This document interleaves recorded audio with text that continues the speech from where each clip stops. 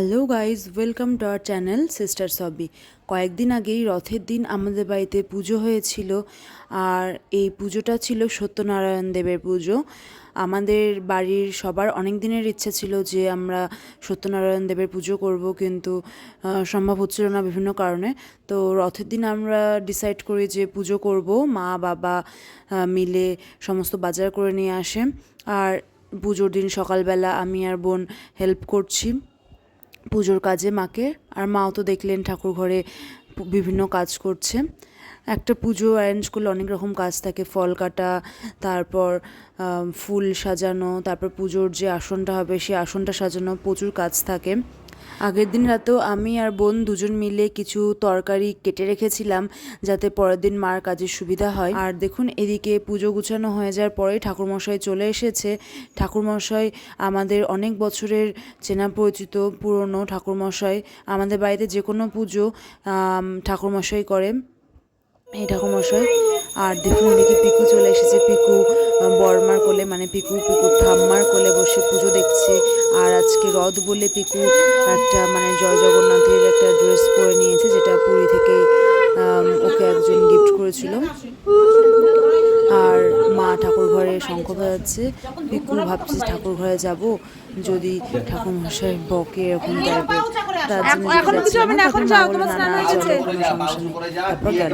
তারপর থেকে আর কোনো সমস্যা নেই। প্রথমে একটু যেতে ভয় পাচ্ছিল, তাছাড়া মা ওখানে একটা ছোট করে আলপনা দিয়েছিল, ভাবছিল হয়তো পা লেগে যাবে বা কিছু। তারপর ঠাকুর ঘরে গিয়ে পিকু খুব ভালো করে প্রণাম করলো। আর এদিকে দাদা বৌদিও দাঁড়িয়ে আছে। আর এই দিন আমরা সবাই সকাল সকাল পুজো সেরে নিয়েছিলাম। ঠাকুরমশাই তো 11টার আগেই চলে এসেছিল।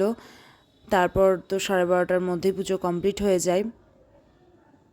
আর আমরা সবাই বাড়ির সকাল সকাল স্নান করে নিয়েছিলাম, কারণ অঞ্জলি দিতে হবে। আর সবাই আমরা ফাস্টিং করেছিলাম। এই দিন পুজোর দিন একটা অন্যরকম আনন্দ হচ্ছিল যে এত বছর ধরে ভেবে রেখেছি পুজো করে পুজো করাই হয় না।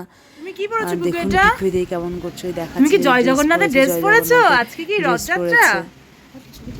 বল, হ্যাঁ বল, আজকে কি রথযাত্রা? রথ। ও দেখুন, পিকু আর বাবা দুজন মিলে ঠাকুর ঘরে বসে আছে আসন পেতে। পিকু তার হাই পাপা, মানে আমার বাবাকে ওই হাই পাপা বলে ডাকে, আমার বাবার কোলে বসে আছে বাটি নিয়ে। কখন পুজো কমপ্লিট হবে আর কখন ঠাকুরমশাইকে প্রসাদ দেবে, এই আশায় বসে আছে পিকু। আর পুজো তো বেশ টাইম লাগে কিছুক্ষণ। আর ঠাকুরমশাই নারায়ণশিলা নিয়ে এসেছিলেন, আর সেই নারায়ণশিলাতেই পূজা করা হচ্ছে। মায়ের দিকে দায়ী শঙ্খ বাজাচ্ছে, আর আমরা সবাই মিলে উলুধ্বনি দিচ্ছি। আর পিকু ওয়েট করছে কখন পুজো হবে, পুজো এখনও হয়নি, বারবার জিজ্ঞাসা করছে। ওই আর ধৈর্য রাখতে পারছে না, বাবার কোলে বসে একবার এদিক একবার ওদিক করছিল। পিকু বেশ ভালোই মজা পেয়েছে, অনেকদিন পরে বাড়িতে পুজো হয়ে কাসর বাজাচ্ছে, শঙ্খ বাজছে চারদিক, আর উলুধ্বনি হচ্ছে, বেশ মজা হয়েছিল। হয়নি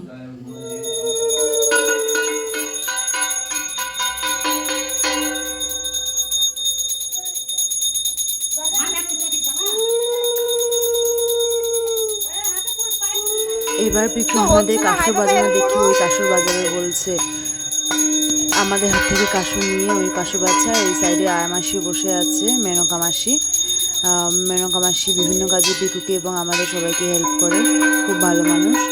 আর পিকু কাসর বাজাচ্ছে, বাজাতে খুব ভালো লাগে, পারছে না ঠিক মতো, তাও বাজানোর চেষ্টা করছে। আর দেখুন, মানে খুব মজা পাচ্ছে। এটা কিন্তু যথেষ্ট ভারী, তারপর ওই হাতে নিয়েই থাকবে, ওই বাজাবে। আমি এবং বোন দুজন মিলে উলু দিচ্ছিলাম, আর মাও মাঝে মাঝে উলু দিচ্ছিল। সেটা দেখে পিকু বলছে, তুমি উলু করো। মানে যখনই ঘুরে যাচ্ছিলাম পিকু বলছে যে তুমি উলু করো। এবার ওই বাবার কোল থেকে উঠে পড়ে এদিকে এসে দাঁড়িয়ে আছে কাসর বাজানোর জন্য। এবার ঠাকুর ঘরের মধ্যে ঢুকে বাজাবে। আর লাঠিটাও যথেষ্ট মানে শক্ত এবং মানে মোটা, যে কারো লেগে যেতে পারতো যেভাবে বাজাচ্ছে। তারপরেও ঠিক আছে, ছোটো বাচ্চা বাজাচ্ছে, মজা করছে, ঠিক আছে। আর মানে কি বলবো, অনেক মানে পিকু এক্সাইটেড ছিল। আর এদিকে ঠাকুরমশাই আরতি করছেন, আরতিটা দেখতেও বেশ ভালো লাগে। আর মানে এই মুমেন্টগুলো ক্যাপচার করে রাখা, মানে যেন ফিউচারে আবার দেখতে পাই, বেশ ভালো লাগে দেখলে। আর দেখুন, এদিকে ঠাকুরমশাইয়ের পুজো কমপ্লিট। আমরা এবার সবাইকে প্রসাদ বিতরণ করে দেব। পুজো বেশ সুষ্ঠুভাবে কমপ্লিট হয়ে গেল। আর এই পুজোর প্রধান প্রসাদ মুক্ষিত বা গোলা প্রসাদ যেটাকে বলে, কেউ বলে ছিন্নি, কেউ বলে মুক্ষিত, কেউ বলে গোলা প্রসাদ। মানে আমাদের ভীষণ ভালো লাগে। পুজো কমপ্লিট হয়ে যাওয়ার পরেই মা কিচেনে চলে গিয়েছে রান্নাগুলো কমপ্লিট করার জন্য।